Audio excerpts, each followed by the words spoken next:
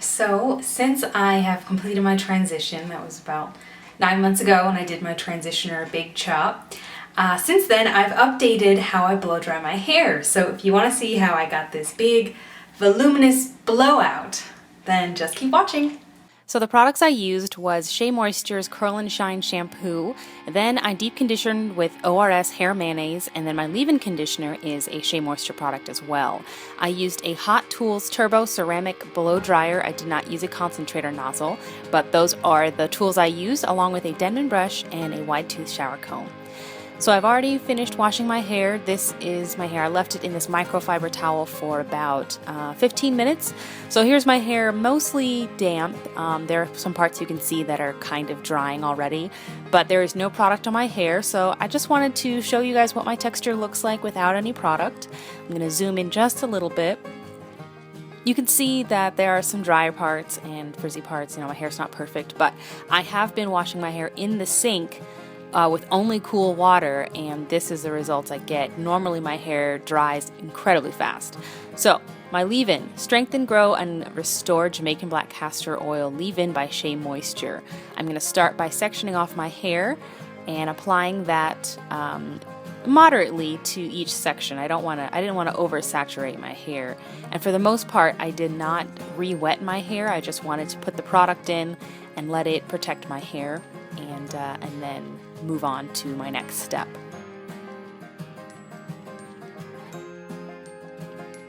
After I put the product in, I used my wide tooth shower comb and combed through from the roots to the ends. One thing about this process of blow drying my hair, because I did not want to have to be in the bathroom forever, is I was constantly combing through my hair. So if you're not a person who likes to comb or brush your hair, then this might not be the technique for you, but this works for me, and it makes the process go a lot faster. So after I got all the tangles out, I twisted up each section of hair. That way I could move on to the next and really just keep it out of the way. Here's a close-up of another section. This one was a little bit dry, so I sprayed it just a tiny bit with some water, but again, I was not trying to soak my hair. I just wanted to make it easier to comb through and distribute the product. Focusing on my ends, because my ends always seem to be the driest. They are the oldest part of your hair. So I put that in and tangle with my fingers for a little bit. You can also wear gloves if you've got like snags on your nails or something.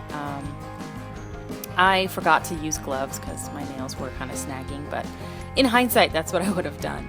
So I'm combing through first with my wide tooth comb, and I then use my Denman brush, and this is a 7-row Denman brush that I got from Sally's. Yes, it was a gift, but it comes from Sally's. So I used this Denman brush a lot, and I used it in the other section, but for some reason I didn't include the footage.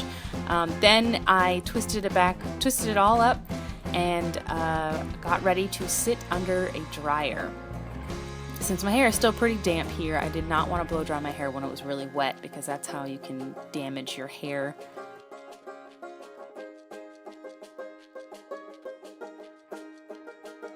And I had a random number of twists in my hair. I think it might have been 7, I don't know. It didn't really matter. But this is what it looked like, and then I sat under my golden hot soft bonnet dryer for about 20 minutes on low. This was just to help my hair dry a little bit, because I had stuff I wanted to do. I did not want to be strapped to my dryer forever, and I'm free, finally. So I am just clipping my hair out of the way. I will be doing all my sections on low speed and medium heat. This is what works for my hair. This is what gets it dry without frying it. So when I'm done with this process, my hair does not feel stripped or sucked of its moisture, and it does not smell like it's been burned or anything. So I just take my Denman brush, and then I take the blow dryer without an attachment and start at the roots and slowly go down. It took a little bit to get my hands in the right position. This was not the right position to be doing this, but I got the hang of it after a couple failed attempts. Kind of like a tension method, but at the same time I'm using a brush, and I tried to get to the ends last. But using the blow dryer this way was quick and efficient. It didn't take too long, but I was also taking my time because I did not want to ruin my hair. And then at the end of every section, you use the cool shot to close the cuticle so then it doesn't get all frizzy and weird looking. Frizzy and dry, not weird looking. What? And I'm making a face mainly because, I don't know. I don't know, I was making that weird face. It didn't hurt.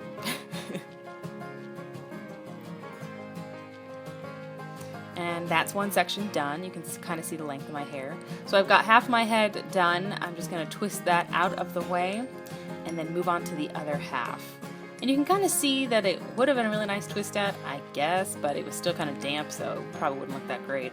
But same thing with all my other sections, using my Denman brush to smooth out more tangles, and then using that as I did a tension brush method on low speed, medium heat, and then when I was done drying it, I used the cool shot to close the cuticle.